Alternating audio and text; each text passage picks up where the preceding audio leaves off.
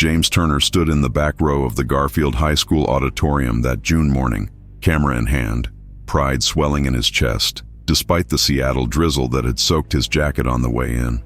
For 15 years, he had been more than a stepfather to Olivia and Ethan Morrison. He had been their father in every way that mattered.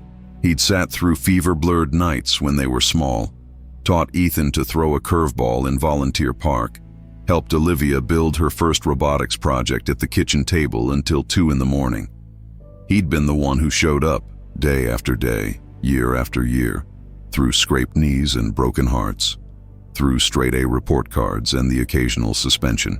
This is what I worked for, he thought as the twins prepared to take the stage in their blue caps and gowns.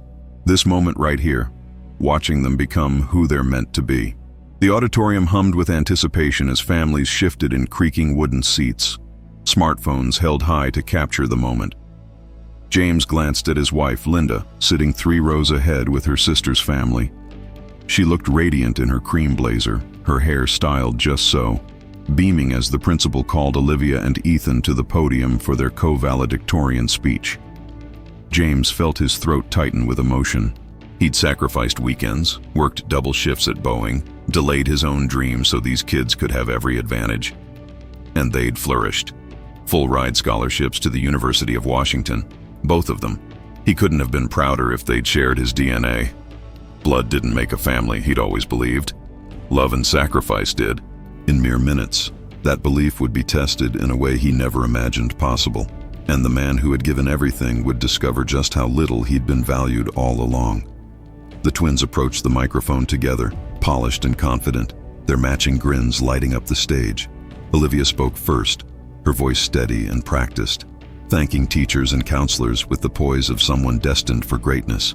Then Ethan took over, his deep voice filling the auditorium as he began the personal acknowledgments. "We want to thank the people who made us who we are today," he said, and James's finger hovered over the record button on his phone, ready to capture this moment forever. "First and foremost, we want to thank the man who gave us life. Our real dad, Marcus Morrison.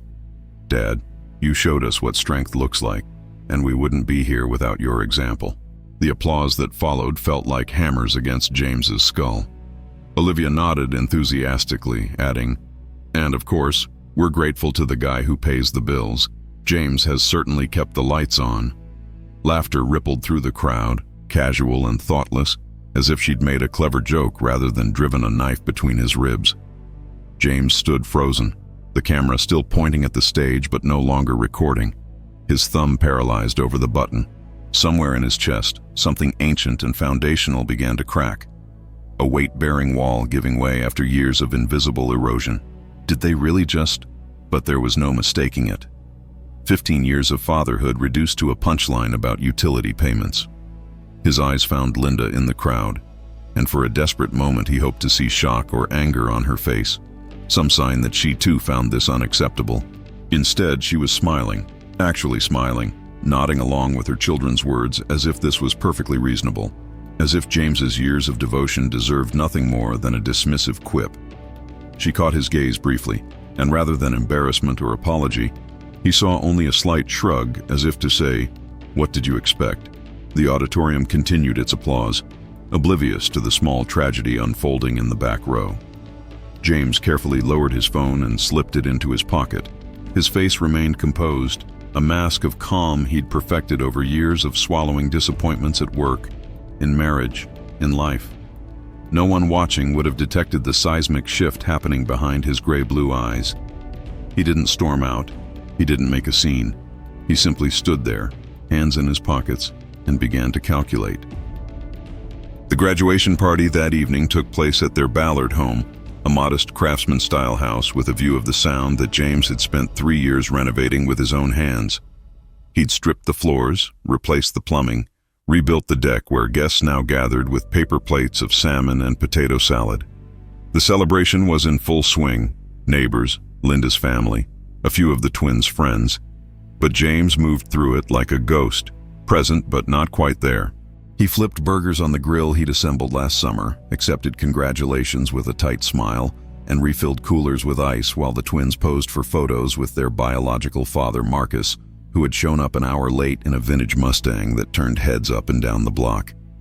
Marcus looked every bit the part the twins had cast him in, tall, charismatic, with graying temples and an easy laugh that suggested a life unburdened by responsibility. He worked in sales, traveled frequently, and had missed roughly 80% of the twins' childhoods due to what he'd always vaguely termed finding himself. Yet here he stood, the hero of the day, basking in credit for accomplishments built on James's foundation. James watched from the deck as Marcus regaled a small audience with a story about taking the twins camping when they were 7, a trip James had actually organized, paid for, and executed, while Marcus showed up for the final afternoon with a guitar and s'mores. The story had been retold so many times it had calcified into family mythology, with Marcus at its center. Linda laughed at the punchline, touching Marcus's arm in a way that made James's jaw tighten. They'd been divorced for 12 years, but sometimes James wondered if she'd ever truly let go, or if James had simply been the stable choice, the responsible one who fixed leaking faucets and remembered parent-teacher conferences, while she kept a torch burning for the man who'd left her with 2 toddlers and a mountain of debt. He'd never said any of this aloud. Conflict wasn't his style, and he'd convinced himself that patience and consistency would eventually win their full respect. Now that strategy seemed as naive as a child's belief in Santa Claus. Inside the house, he found Linda's niece, Emma Chen, helping to wash dishes in the kitchen. Emma was 19, a quiet, diligent girl with paint-stained fingers and dreams of studying art therapy at Seattle University. Her parents, Linda's sister Margaret and her husband David, couldn't afford the tuition, and Emma had been working double shifts at a Capitol Hill coffee shop to save money, her college hopes perpetually deferred. She'd always treated James with genuine warmth, asking about his day, remembering the titles of books he mentioned, offering to help with projects around the house without being asked. "Thanks for cleaning up," James said, grabbing a dish towel. "You don't have to do that." Emma smiled, her dark eyes crinkling at the corners. "I don't mind. Besides, someone has to balance out the chaos." She nodded toward the deck where Ethan was demonstrating a keg stand to scattered applause. "Congratulations on the twins, by the way. You must be so proud." The sincerity in her voice was almost painful to hear. "I am," James said, the words automatic, though they tasted like ash. They worked in companionable silence for several minutes, the sounds of the party muffled by the walls. Emma had been applying to scholarships and grants for years, piecing together a potential path to college one small award at a time, never quite accumulating enough to actually enroll. She'd been accepted to 3 programs but had deferred admission twice now, each time hoping next year would be different. James had watched her struggle with a quiet frustration, knowing he had the means to help but never quite feeling it was his place. These funds were earmarked for Olivia and Ethan, for the children he'd raised. Except they weren't really his children, were they? They'd made that abundantly clear this morning. The college fund sitting in a high-yield savings account at Rainier Credit Union, $200,000 accumulated through 15 years of overtime, bonuses, and careful investment, had always been untouchable in his mind. Sacred money meant for sacred purposes. But purposes could change. Definitions could shift. As he dried a wine glass and set it carefully in the cupboard, James felt the last threads of obligation snap clean. If family is defined by respect and gratitude, he thought, then perhaps I've been investing in the wrong accounts all along. The party continued past midnight, and James was the last one cleaning up, hauling garbage bags to the curb under a sky finally clear of clouds, the Space Needle visible in the distance like an accusatory finger pointing at his failures. Linda had gone to bed an hour earlier without saying goodnight, and the twins had left with friends for an after-party James hadn't been informed about. He stood alone on the deck, the remnants of celebration scattered around him, empty bottles, deflated balloons, a forgotten graduation cap, and felt the weight of 15 years settle on his shoulders like a physical thing. Tomorrow was Sunday. Monday, the banks would be open. He had some transfers to arrange. But tonight, in the quiet aftermath, he allowed himself one moment of raw grief for the family he'd thought he had, and for the man he'd been who was foolish enough to believe love alone was sufficient currency. The water beyond the house was black and endless, and somewhere in its depths, James imagined his old self sinking slowly out of sight, weighted down by good intentions and misplaced loyalty. By morning, someone different would need to surface. Someone who understood that sometimes the most loving thing you can do is stop giving to those who will never value what they receive. Have you ever loved someone so completely that you forgot to ask if they loved you back? Monday morning arrived gray and persistent, typical for Seattle in late June. James woke before his alarm, showered, and dressed in the charcoal suit he reserved for important meetings. Linda stirred as he knotted his tie in the bathroom mirror. "Why are you so dressed up?" she mumbled, her voice thick with sleep. "Meeting with financial advisors," he said, which was true enough. "About retirement accounts." She made an approving sound and rolled over, already drifting back into dreams. James looked at her for a long moment. This woman he'd loved for 15 years, who'd accepted his devotion as casually as one accepts sunshine or running water, never questioning whether it might someday run dry. He felt neither anger nor affection in that moment, only a curious detachment, as if he were observing a stranger's life from a great distance. He left without kissing her goodbye, something he'd done every morning for a decade and a half. She didn't notice. The downtown offices of Cascade Financial Planning occupied the 14th floor of a glass tower near Pike Place Market, with views of Elliott Bay that probably cost more in rent than James made in a year. He'd made the appointment Friday afternoon, in those numb hours after the graduation ceremony when shock had given way to cold clarity. Now he sat across from Patricia Valdez, a sharp-eyed woman in her 50s who'd been managing portions of his portfolio for 7 years. She'd pulled up the relevant accounts on her computer, and the numbers glowed on the screen between them. $203,847, 26 in the college fund, carefully grown from an initial deposit of $60,000, and fed by monthly contributions that had often meant saying no to vacations, restaurant meals, upgrades to his aging truck. "You want to close the Morrison College Fund and transfer the full amount to a new account," Patricia said, her tone neutral but her eyes curious. "That's correct," James replied. "I'd like to establish the Emma Chen Education Fund and move everything there. She's my wife's niece. Full scholarship structure, to be dispersed directly to approved institutions for tuition, books, and qualified expenses." Patricia's fingers moved across her keyboard, professional and efficient, though James caught the slight raise of her eyebrows. "And the original beneficiaries, Olivia and Ethan Morrison? They're aware of this change?" James smiled, a thin expression that didn't reach his eyes. "They will be. The paperwork took an hour to complete. Forms signed, account numbers verified, transfer protocols initiated." Patricia explained that the full amount would be available in the new account by Wednesday, and that Emma would need to provide documentation of enrollment and expenses for disbursement. "She'll have everything she needs," James assured her. As he gathered the documents into his briefcase, Patricia leaned back in her chair, studying him with an expression that suggested she'd seen this movie before, or at least knew how it would end. "Mr. Turner," she said carefully, "in my experience, financial decisions made in the immediate aftermath of family events sometimes benefit from a cooling-off period.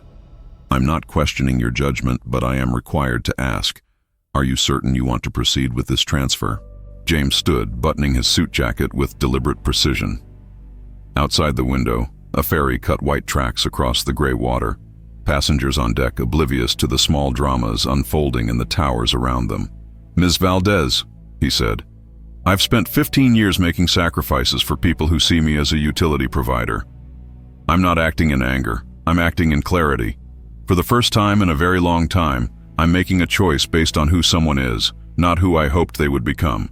Emma Chen works 3 jobs, carries a 4.0 GPA at community college, and treats people with genuine kindness, not because it benefits her, but because it's who she is.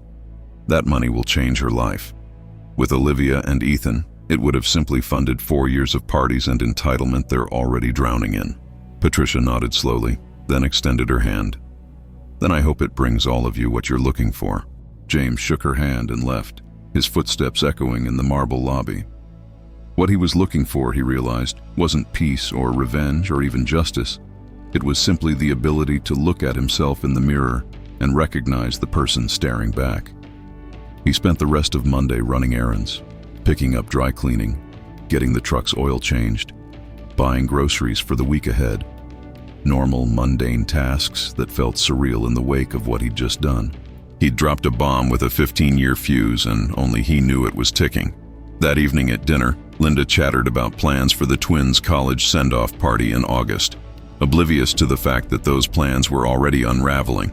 Olivia had texted her a list of dorm room essentials that read like a luxury hotel registry: mini fridge, microwave, premium bedding sets, a laptop upgrade. "We should probably start shopping soon," Linda said, scrolling through the list on her phone. "Move-in day will be here before we know it." James cut his chicken breast into precise pieces, chewing slowly. "Have they thanked you yet?" he asked casually. "For what?" Linda looked up, genuinely confused. "For the college fund, for 15 years of support." "For showing up." Linda's expression shifted, a flicker of irritation crossing her features. "Oh, James, don't be dramatic. They're teenagers. You know how they are, caught up in their own worlds. They appreciate everything you do, they just don't always say it out loud." The justification was so well worn it had probably been repeated dozens of times before, to herself, to her sister, to anyone who'd noticed the twins' casual disregard for James's contributions. He set down his fork and looked at his wife, really looked at her, taking in the small lines around her mouth that deepened when she was annoyed, the defensive set of her shoulders, the phone still clutched in her hand like a shield. "Do you appreciate everything I do?" he asked quietly. The question seemed to catch her off guard. "Of course I do. What kind of question is that?" But she didn't meet his eyes, and her answer had the rote quality of someone reciting lines they'd learned but never internalized. James returned to his meal, and the conversation moved on. But something in the room had shifted, a barometric pressure drop that neither of them acknowledged. Linda couldn't have known that she'd just failed a test she didn't know she was taking, or that the consequences were already in motion, irreversible as a rock slide, waiting only for gravity to reveal the destruction. When you stop seeing someone, do they have an obligation to remain visible, or can they finally choose to disappear? Chapter 3. The next 6 weeks passed with the strange, dreamlike quality of watching a disaster in slow motion. James went to work, came home, performed his usual routines, but inside he'd entered a state of profound detachment, as if he were an anthropologist observing a foreign culture's peculiar customs. He watched the twins and Linda make elaborate college plans with money they assumed would be there, their conversations filled with casual confidence that grated against his nerves like sandpaper. Olivia researched study abroad programs in Barcelona for her sophomore year. Ethan priced out a gaming computer setup for his dorm that cost more than James's first car. Neither had secured summer employment, both having decided they'd earned a break before college began. Meanwhile, Linda had taken a part-time consulting gig, but spent most of her earnings on renovating the master bathroom, a project James had neither requested nor been consulted about. The marble tiles she'd selected cost more per square foot than the original contractor's entire bid. In early August, Linda's sister Margaret hosted a family barbecue at their Mercer Island home, one of those sprawling lakefront properties that made James acutely aware of the class divisions within his wife's family. Margaret had married a successful tech executive, and their home, with its infinity pool, outdoor kitchen, and boat dock, existed in a different economic universe than James's modest Ballard craftsman. He'd always felt like a tolerated interloper at these gatherings, the blue-collar guy who'd married up and never quite fit. But today was different. Today, James arrived with a secret that leveled every playing field, and he carried it with the quiet satisfaction of a card player holding a royal flush. Emma was there, helping Margaret set up the buffet table, and she greeted James with a genuine hug that momentarily pierced his armor of detachment. "How's the college fund coming along?" he asked her quietly, away from the crowd. Emma's smile faltered. "Slow. I'm about 8,000 short for fall semester. I might have to defer again." James squeezed her shoulder. "Check your email tonight, after 9 o'clock. I think you'll find some good news." Her confused expression followed him as he walked toward the bar, but he didn't elaborate. The afternoon unfolded with the usual dynamics. Marcus holding court by the grill, regaling guests with embellished stories of his modest successes, Linda and Margaret comparing vacation plans, The twins lounging on the dock with cousins, their laughter carrying across the water. James accepted a beer from Margaret's husband David, a decent enough guy who'd always treated James with polite distance, the way one might acknowledge a co-worker at a company picnic. They stood together in uncomfortable silence, watching the scene before them, until David cleared his throat. "Exciting time, huh? The twins heading off to college. I remember when Emma was talking about UW. Shame she couldn't make the finances work." There was no malice in the comment, just casual observation, but it struck James as emblematic of this entire family's blindness. They could see Emma's struggle, acknowledge it as unfortunate, yet never think to actually help despite having abundant resources. They saved their generosity for those who already had plenty, a kind of emotional and financial capitalism where advantages only ever flowed upward. "Actually," James said, taking a long pull from his beer, "Emma's going to be fine. She'll be enrolling this fall, full ride, everything covered, tuition, books, housing, the works." David's eyebrows shot up. "Really? Did she finally get that Gates scholarship?" James smiled. "No, something better. She got family who actually values her." David was still processing this cryptic response when Linda's voice cut across the patio, sharp with panic. She was standing by the pool with her phone pressed to her ear, her face drained of color. James watched with detached curiosity as she ended the call and hurried toward him, weaving between guests with barely controlled urgency. "James," she said, her voice low but trembling. "We need to talk. Now." He set down his beer with exaggerated care. "I'm in the middle of a conversation, Linda." "Now," she repeated, and something in her tone, a barely contained hysteria, made several nearby guests turn and stare. James excused himself from David and followed Linda into Margaret's house, through the kitchen and into a small office off the main hallway. She closed the door and turned on him, her composure cracking. "What did you do?" James leaned against the desk, arms crossed, the picture of calm. "You'll have to be more specific." Linda's hands shook as she held up her phone. "The bursar's office at UW called. The twins' tuition payments didn't process. The account they're drafting from shows insufficient funds. They said the college fund is closed, completely empty." "What did you do?"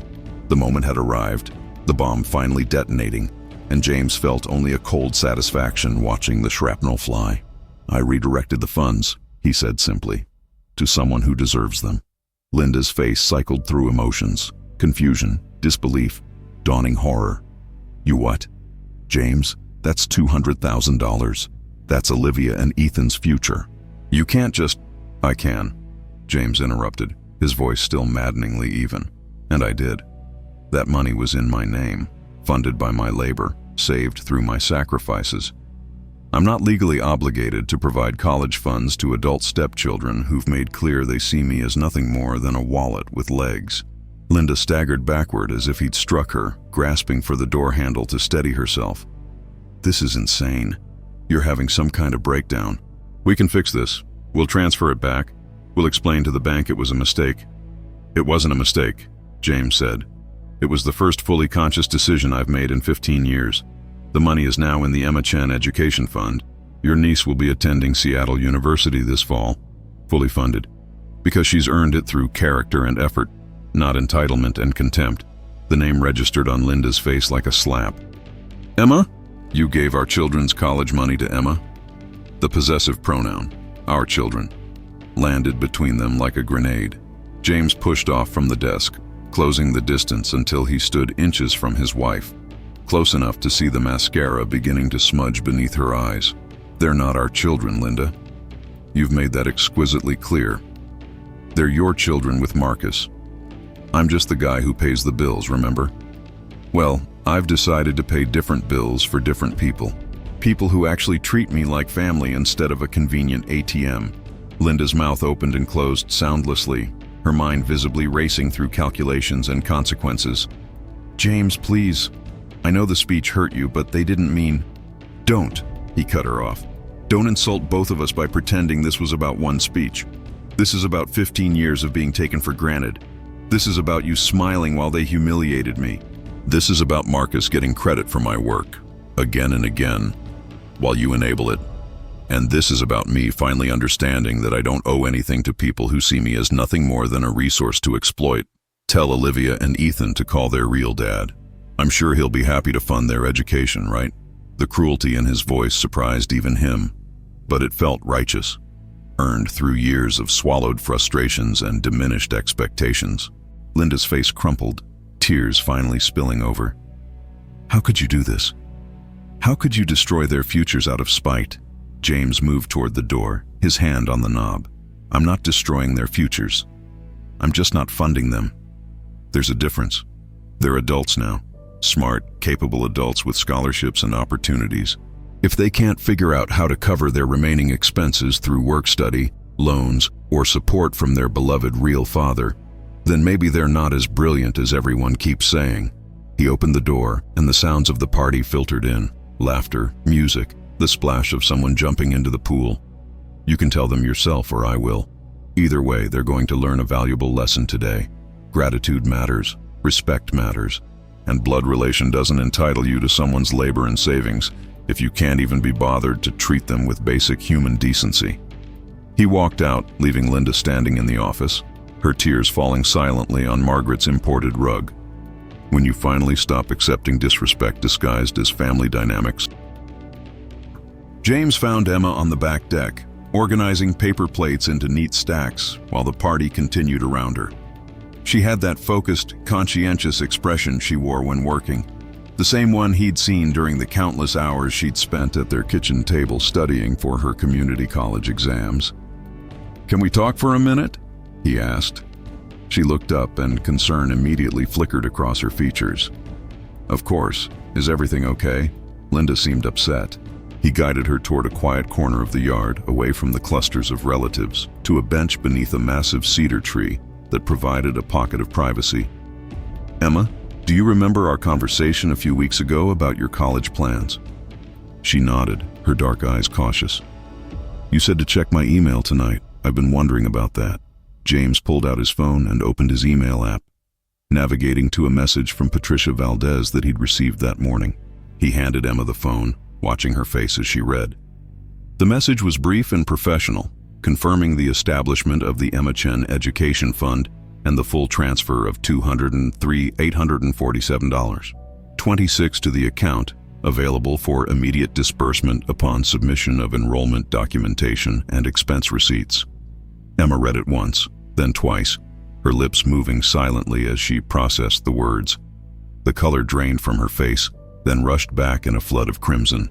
"I don't understand," she whispered, looking up at James with an expression of such raw confusion that he felt his carefully maintained emotional distance waver. This can't be right. This is the twins' college money." James took back his phone and pocketed it. "It was. Now it's yours. You've been accepted to Seattle University's art therapy program. You're enrolled for fall semester.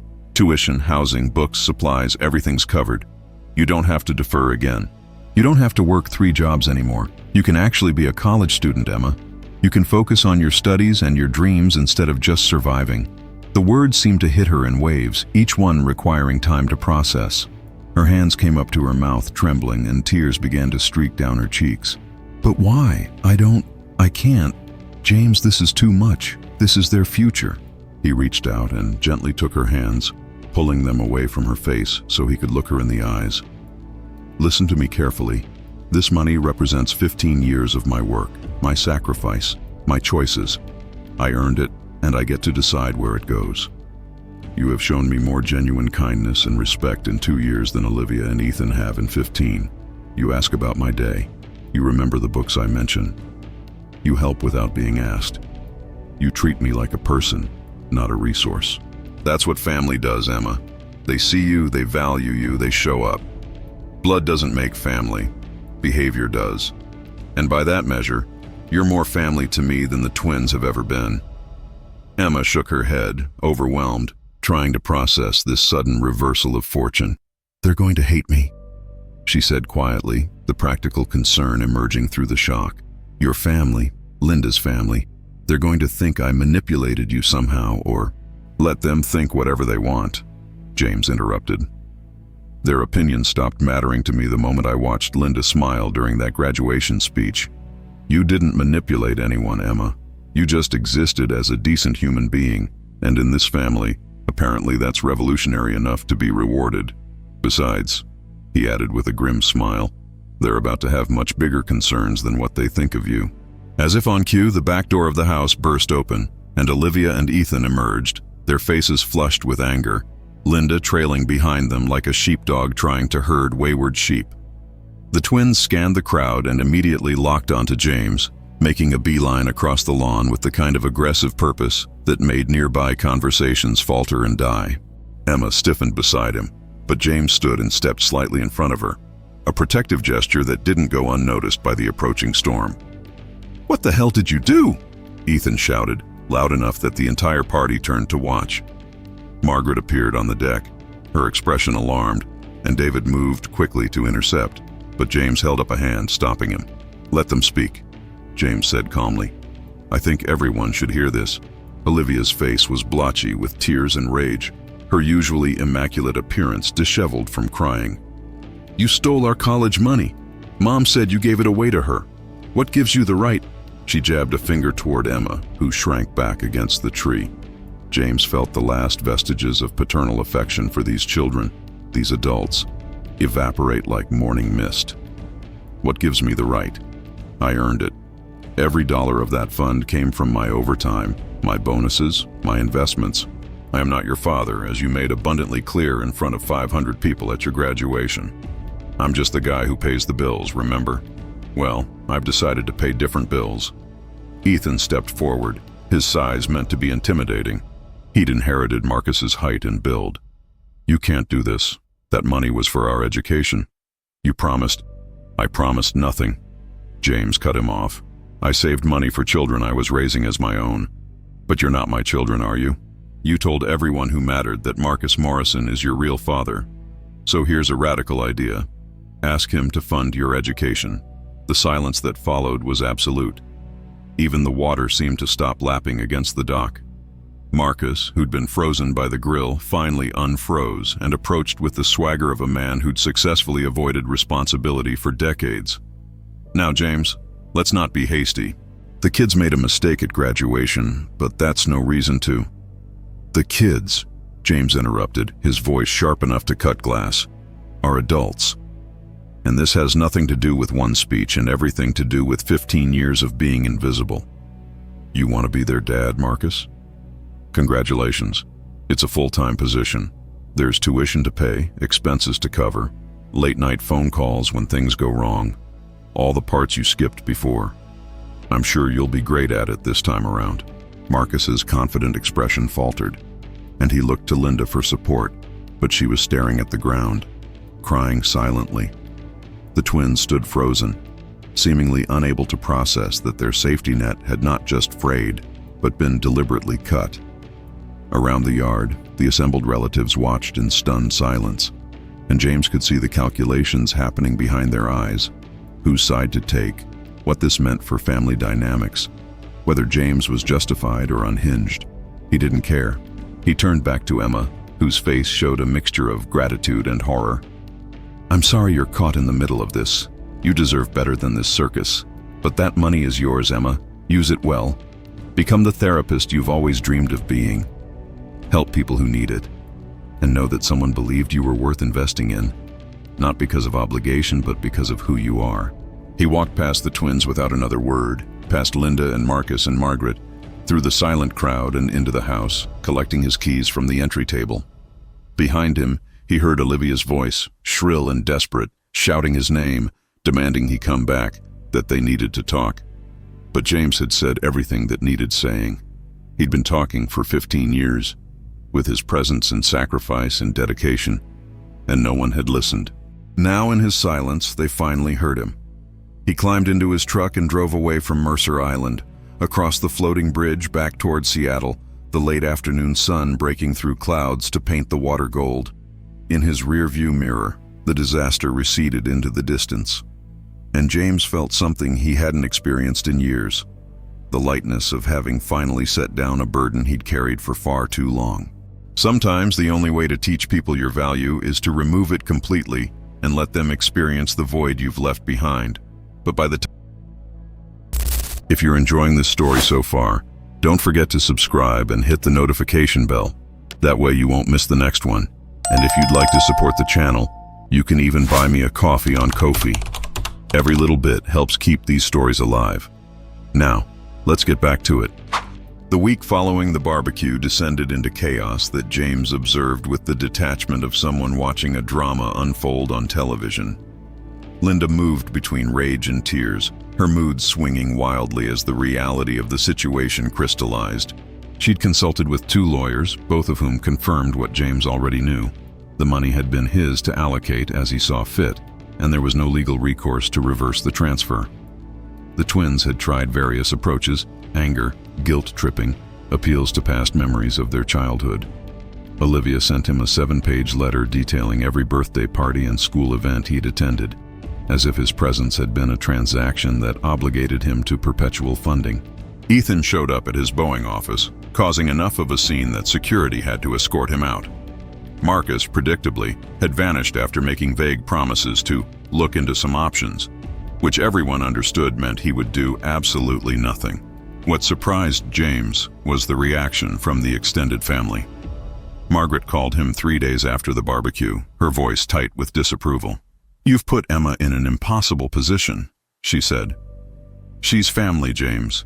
You've turned her into a pawn in your vendetta against Linda and the kids." James had been sitting in his truck in the Boeing parking lot during lunch, eating a sandwich he couldn't taste, when the call came through.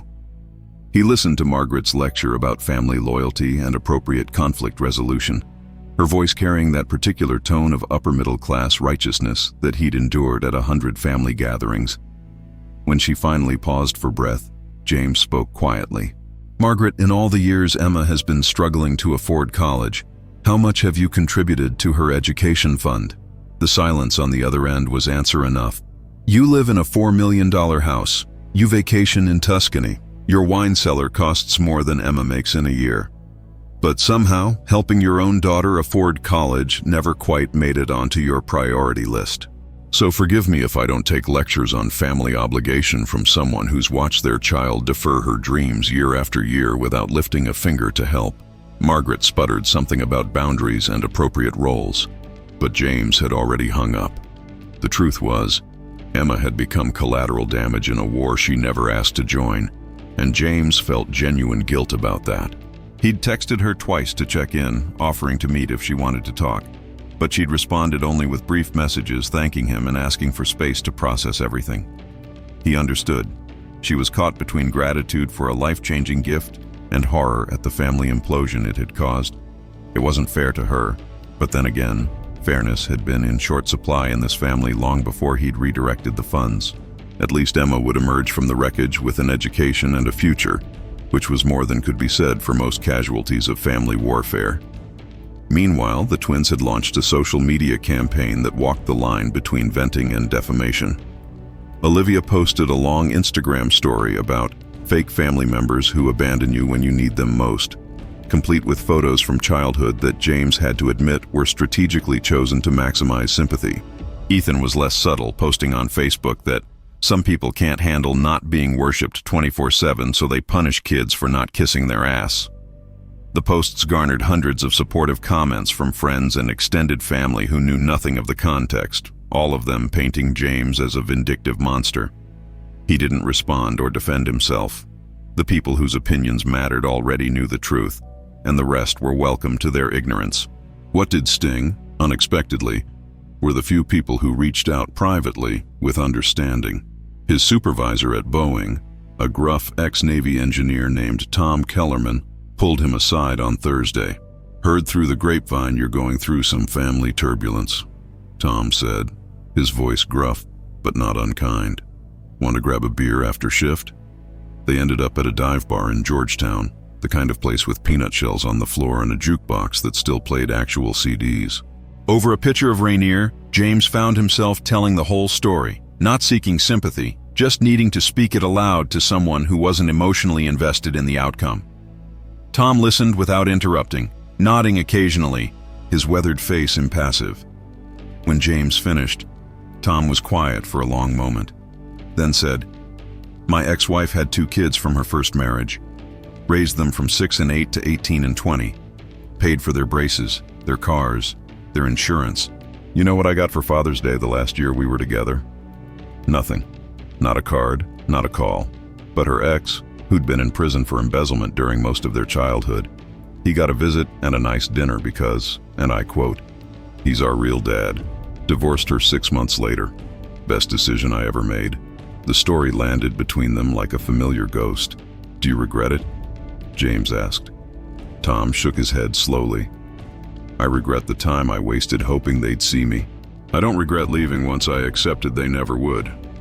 You can't make people value you, James. You can only control how long you let them treat you like you're worthless." They drank in companionable silence, and James felt a loosening in his chest, a validation he hadn't realized he needed. He wasn't crazy. He wasn't cruel. He was just tired of participating in his own diminishment. By the time he drove home that night, the Space Needle lit up against the darkening sky. He felt more certain of his decision than ever. The twins would figure it out. They had scholarships covering most expenses. They could work part-time jobs like millions of other students. They could take modest loans or appeal to Marcus or piece together grants. They wouldn't starve or end up on the streets. They'd just have to earn their way through college like he had. And maybe that struggle would teach them something their privileged upbringing never had. That other people's labor and sacrifice are not entitlements to be claimed, but gifts to be honored. Or maybe they'd learn nothing and spend the rest of their lives blaming him for their hardships.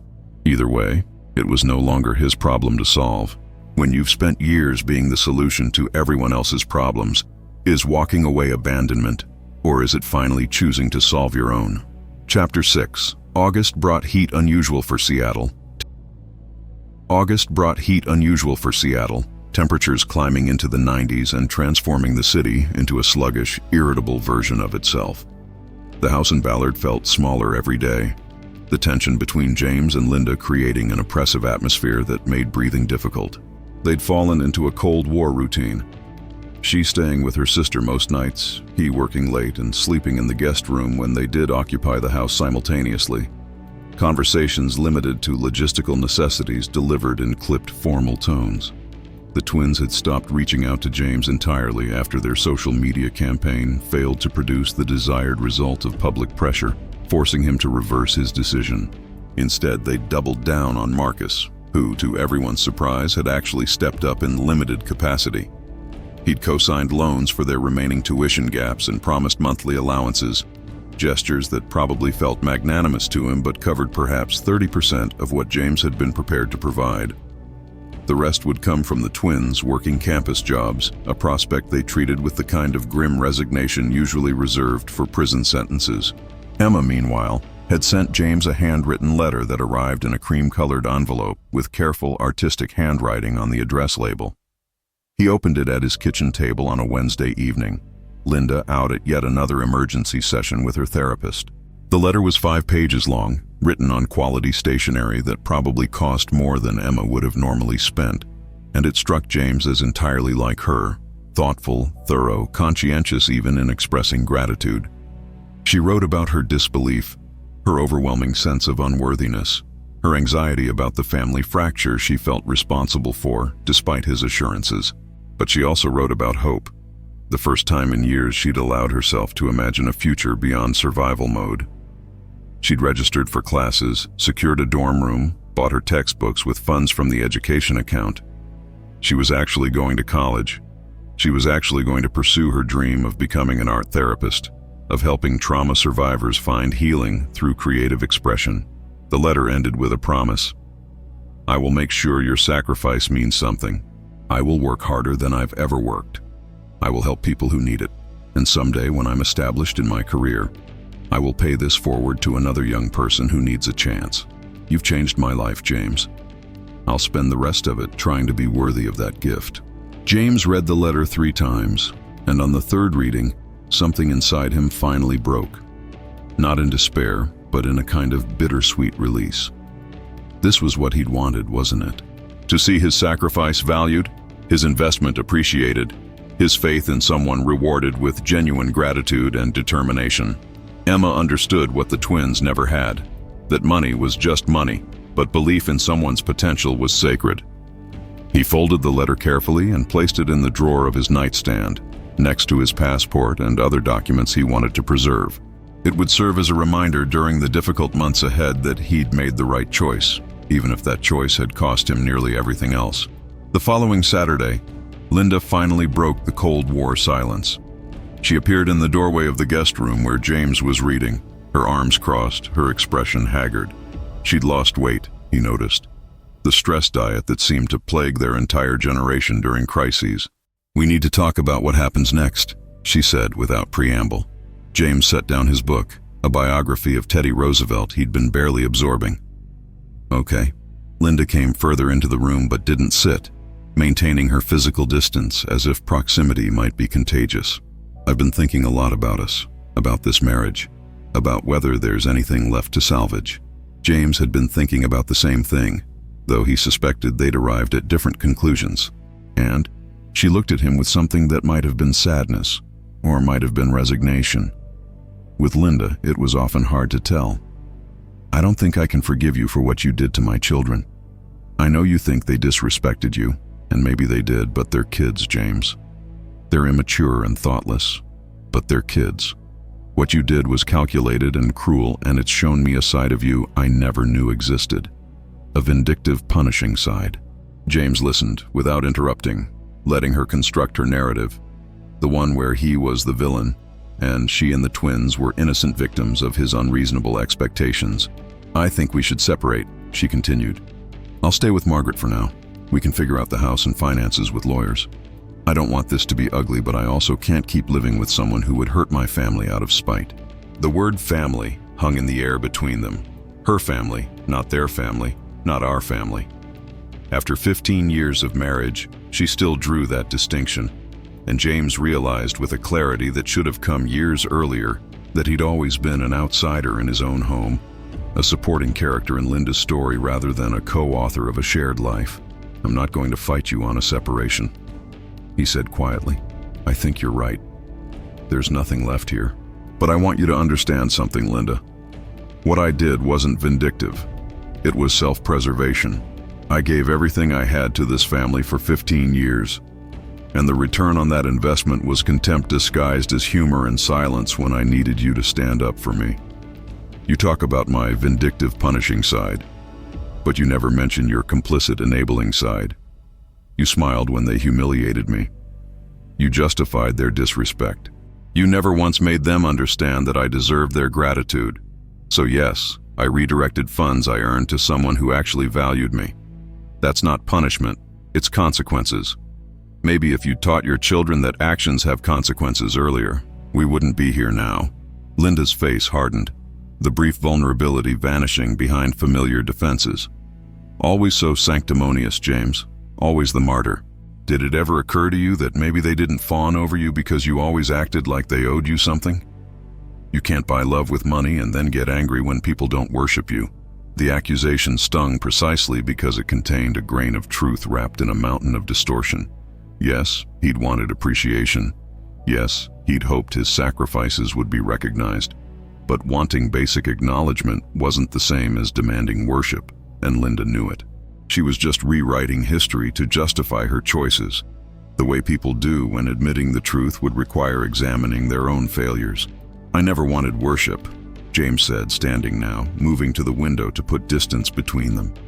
"I wanted to be seen. I wanted to matter. I wanted to be treated like family instead of like hired help. Those aren't unreasonable desires, Linda. They're the bare minimum of what a relationship should provide. The fact that you think asking for respect is asking for worship tells me everything I need to know about why this marriage was doomed from the start." They stood in silence, the afternoon light slanting through the blinds in dusty columns, illuminating the dust motes floating between them, fragments of a shared life slowly dispersing into separate atmospheres. "I'll contact a lawyer on Monday," Linda said finally. "We can start the paperwork." James nodded. "That's fine. The house is in my name. I bought it before we married, but I'm willing to be fair about the division of assets. I'm not interested in punishing you financially, Linda. I just want out."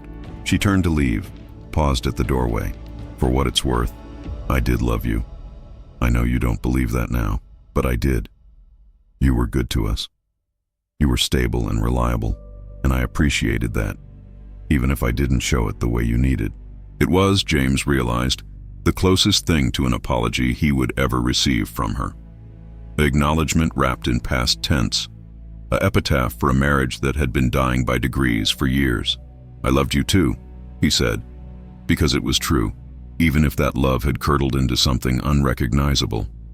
But love without respect is just elaborate loneliness, and I'm tired of being lonely in a house full of people.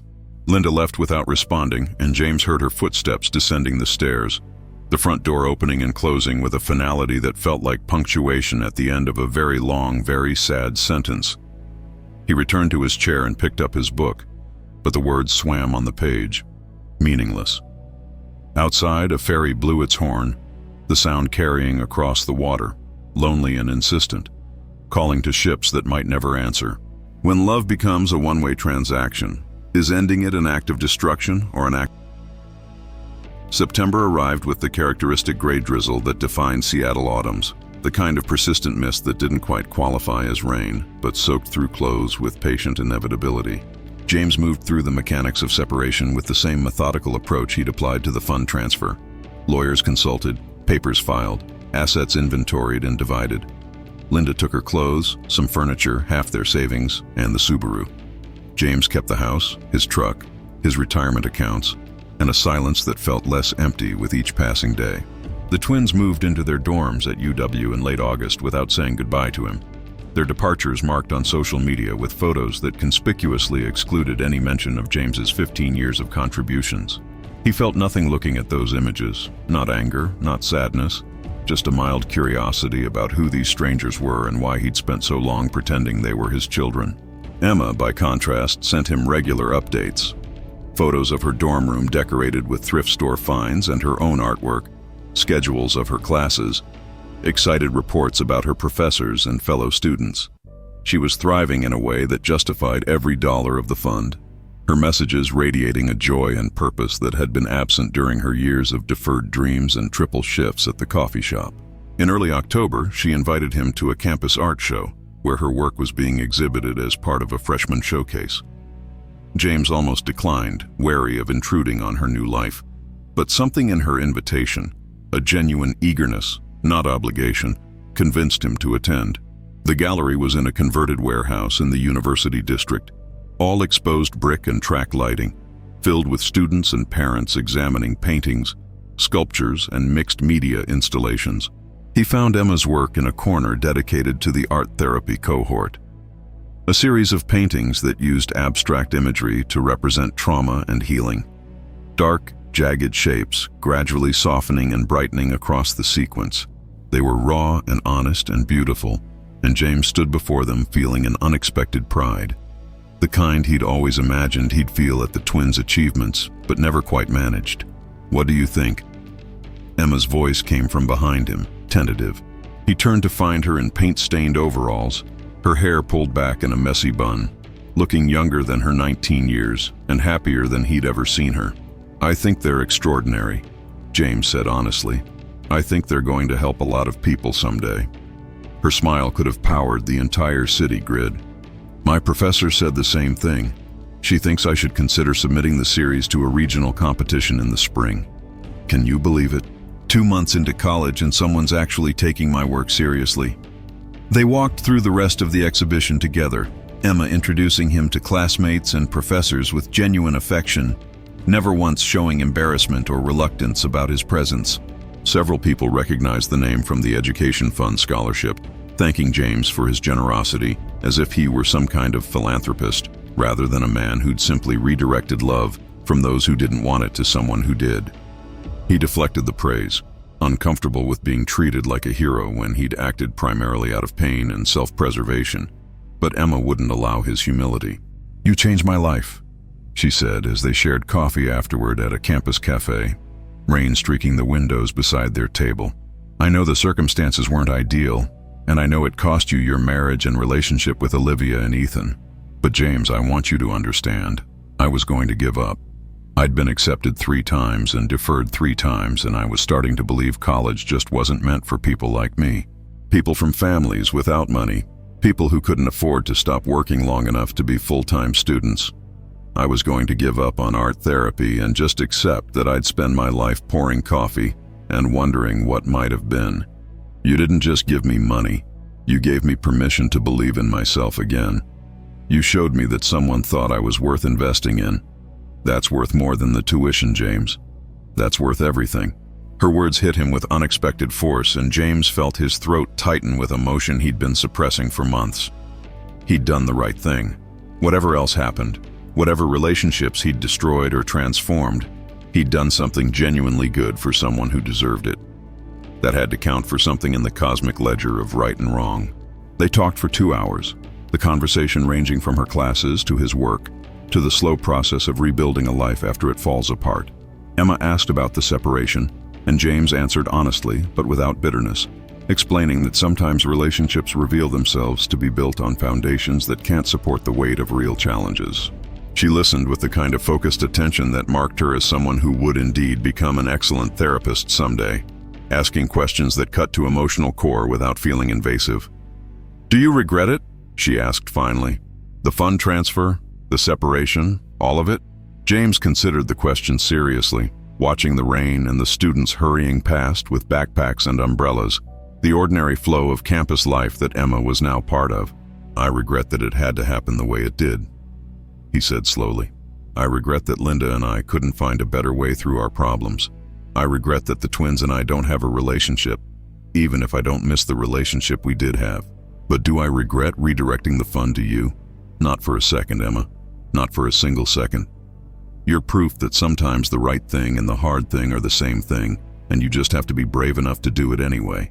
They parted with a hug outside the cafe, Emma heading back to the studio to work on a new project. James walking back to his truck with his hands in his pockets, feeling lighter than he had in months. The rain had intensified to a proper Seattle downpour, but he didn't hurry, letting it soak through his jacket and plaster his hair to his skull. There was something cleansing about it, something that felt like absolution, as if the city itself was washing away the accumulated grime of 15 years of diminishment. He drove home through wet streets that reflected neon and headlights in abstract patterns. And for the first time since the graduation ceremony, James Turner felt something approaching peace. He'd lost a wife who'd never truly seen him, stepchildren who'd never truly valued him, and a family structure that had required him to constantly diminish himself to fit. But he'd gained clarity, integrity, and the knowledge that he'd genuinely changed one person's life for the better. That seemed like a fair trade.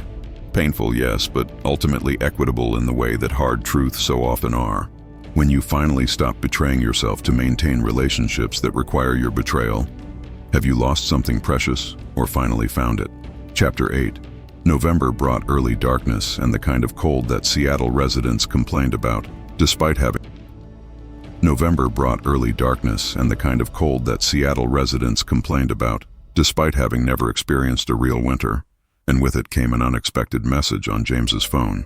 He was sitting in his kitchen on a Saturday morning, reading the newspaper and drinking coffee in the kind of peaceful solitude he'd come to treasure, when his phone buzzed with a text from an unknown number.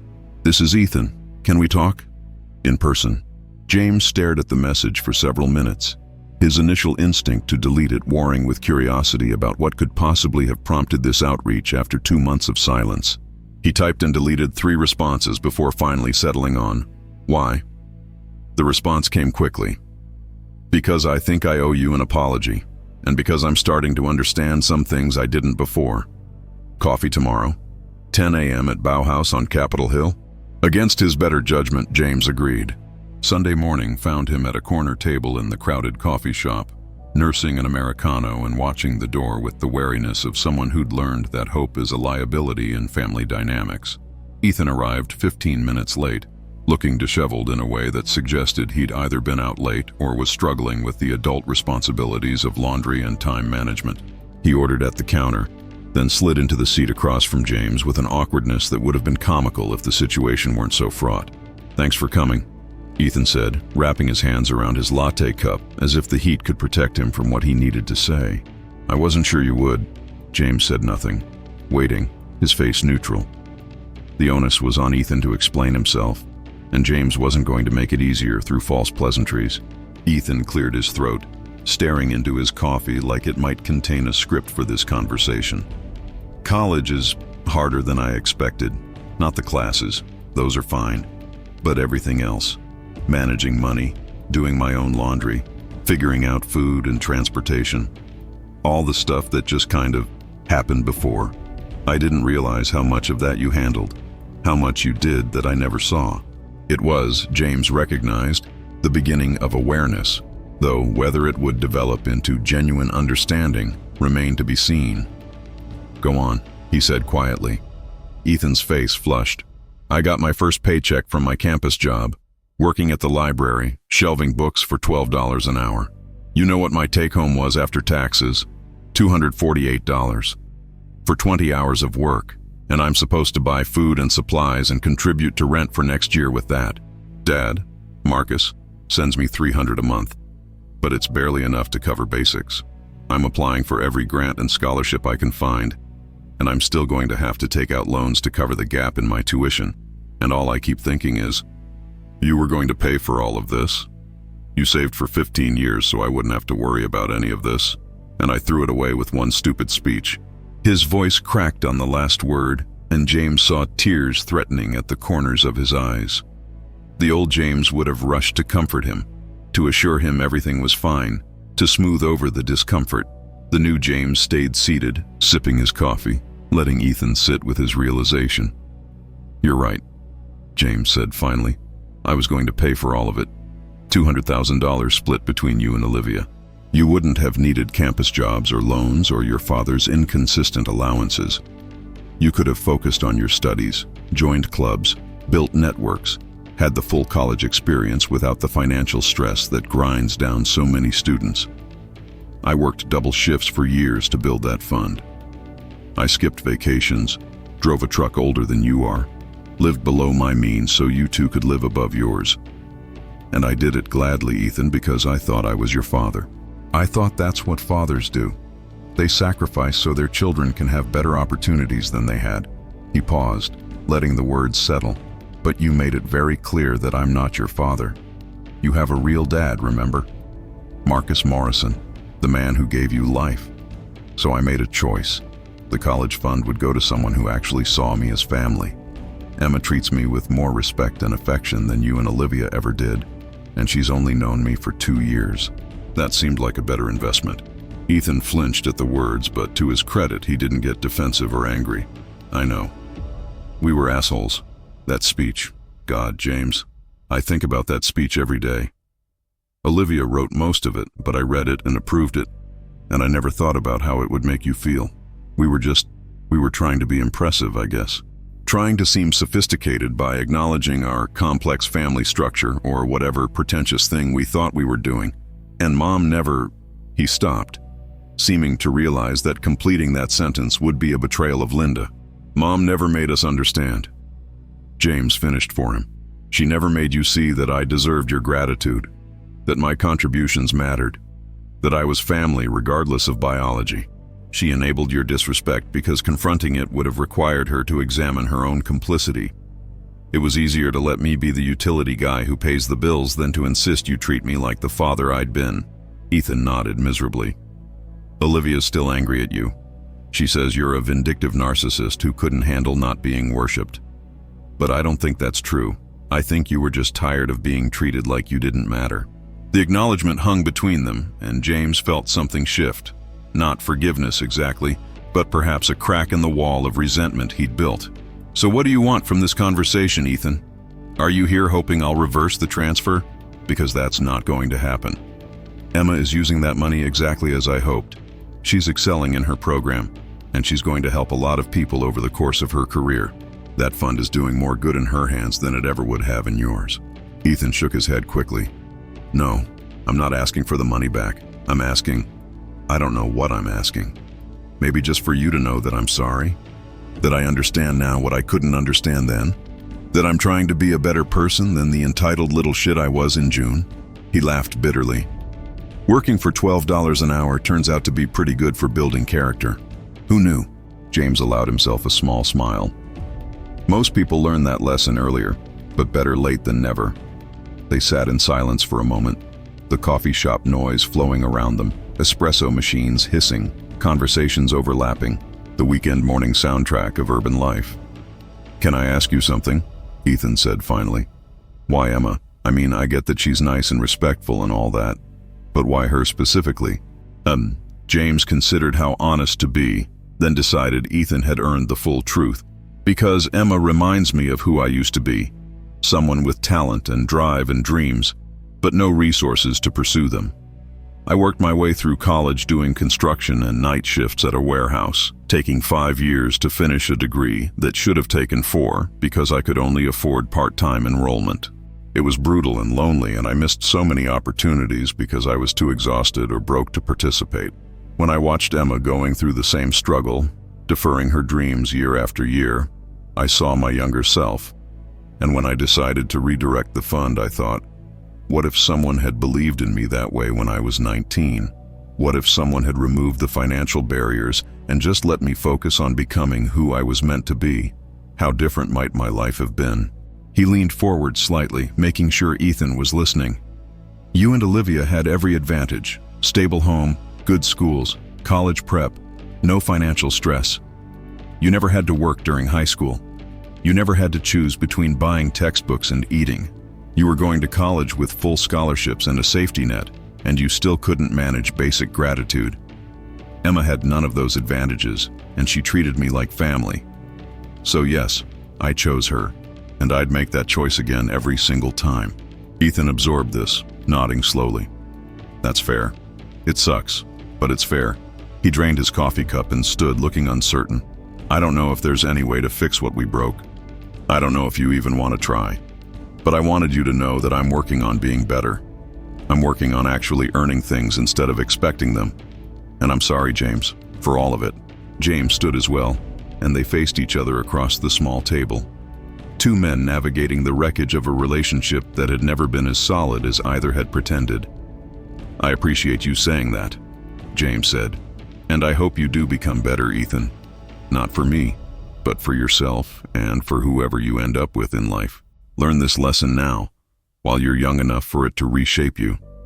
The people who love you and sacrifice for you deserve your active gratitude, not your passive acceptance. When someone shows up for you consistently, that's not them doing their job, that's them choosing you. Honor that choice, or you'll lose people you can't afford to lose." He extended his hand, and after a moment's hesitation, Ethan shook it. Not a hug, not a reconciliation, but an acknowledgement that they'd both survived the explosion and were moving forward in different directions. As James walked out into the gray November morning, he felt neither satisfaction nor regret about the conversation, just a quiet acceptance that some relationships end not with fireworks, but with understanding that arrives too late to change the outcome. When someone finally grasps the value of what they lost, does their belated awareness honor what you shared? December brought snow to Seattle, a rare event that transformed the city into a chaotic, beautiful mess of abandoned cars and impromptu sledding hills. James stood on his deck, watching fat flakes drift down onto Puget Sound, the water dark and restless beneath the white sky. In the months since the college fund transfer, his life had simplified in ways both painful and liberating. The divorce from Linda was nearly finalized, an administrative conclusion to a marriage that had ended emotionally long before lawyers got involved. The house was truly his now, quiet and spare, its rooms echoing with possibility rather than disappointment. He'd started dating, nothing serious, just coffee with a structural engineer from work who shared his dry humor and appreciation for old westerns. The twins remained distant, though Ethan sent occasional texts with updates about classes or random thoughts. Small bridges extended tentatively across the gulf between them. Olivia hadn't spoken to him since August, and James had made peace with the possibility she never would. Some relationships couldn't be salvaged, and forcing reconciliation would simply create elaborate pretenses that satisfied no one. Emma had flourished beyond his most optimistic projections. Her grades were exceptional, her artwork increasingly sophisticated, her passion for art therapy deepening with every clinical observation hour she completed. She'd started a peer support group for first-generation college students, helping others navigate the cultural and practical challenges of being the first in their families to pursue higher education. When James attended the group's end-of-semester celebration in early December, he watched Emma facilitate discussions with natural empathy and skill, and knew with absolute certainty that his $200,000 would ripple outward through every person she helped over the course of her career. That was the true return on investment. Not gratitude from the twins, not vindication of his choice, but genuine positive impact in the world through someone who understood that privilege and opportunity carried responsibilities, not just benefits. Patricia Valdez had been right to question whether he was making the decision in anger, but time had proven that beneath the pain was a clarity that anger alone couldn't provide. He'd made the right choice for the right reasons, even if those reasons had been born from one of the worst moments of his life. On Christmas morning, James woke in his quiet house without the chaos of presents and family gatherings that had marked the previous 15 holidays. He made coffee, read the paper, then drove to a homeless shelter in Pioneer Square where he'd volunteered to serve meals, a tradition he'd started in November after realizing he needed to fill his new life with meaning rather than absence. The shelter was crowded with people society had forgotten or failed, and James moved among them with plates of turkey and mashed potatoes, offering dignity alongside calories. One man, probably in his 60s with the weathered face of someone who'd lived rough, looked up at James as he served and said, "Bless you, brother. Not many people show up for us on Christmas." James smiled. Everyone deserves to be seen on Christmas. Everyone deserves to matter. The words, spoken to a stranger, felt like a benediction for himself as well. Permission to believe that his own worth wasn't determined by the twins' assessment or Linda's priorities, but by his choices, his integrity, his willingness to show up for people who needed him, whether that was Emma or a homeless veteran or simply himself. As he drove home through snow-covered streets that evening, past houses glowing with Christmas lights and families visible through windows, James felt something he'd been chasing for months finally settle into place. Peace. Not the peace of having everything figured out or all relationships healed, but the peace of alignment. His actions matching his values, his investments flowing toward people who honored them, his life structured around authenticity rather than obligation. The twins would be fine. He knew that now. They'd figure out loans and work study and scraping by the way millions of students did, and maybe the struggle would teach them something their privileged upbringing couldn't. Linda would find someone else eventually, someone more willing to accept peripheral status in their own family. Marcus would continue being exactly who he'd always been, charming and unreliable, providing just enough to assuage his conscience but never enough to actually bear the weight of real fatherhood. And Emma, brilliant, kind, hard-working Emma, would become the art therapist she was meant to be, helping trauma survivors find healing and hope, carrying forward the investment James had made in her in ways that would touch hundreds or thousands of lives over the decades ahead. That was legacy, he realized. Not genetic inheritance or obligated relationships, but the conscious choice to lift someone up and watch them soar, knowing that your sacrifice created possibilities that would ripple forward long after you were gone. His phone buzzed as he pulled into his driveway, a text from Emma with a photo attached. Her standing in front of a Christmas tree in her dorm lobby, holding a framed copy of one of her paintings, her smile radiant and genuine. The message read, "Merry Christmas to the person who made all my dreams possible. Thank you for believing in me when I'd stopped believing in myself. You changed my life, and I promise to spend it changing others. With love and endless gratitude, Emma." James sat in his truck for a long moment, the heater ticking as it cooled, snow accumulating on the windshield in delicate patterns, that photo glowing on his screen like a small sun in the winter darkness. He'd lost a family that had never truly claimed him, but he'd gained something more valuable, the knowledge that he'd made a choice that honored his own worth and transformed another person's future. The price had been steep: a marriage, stepchildren, the comfortable fiction of family unity.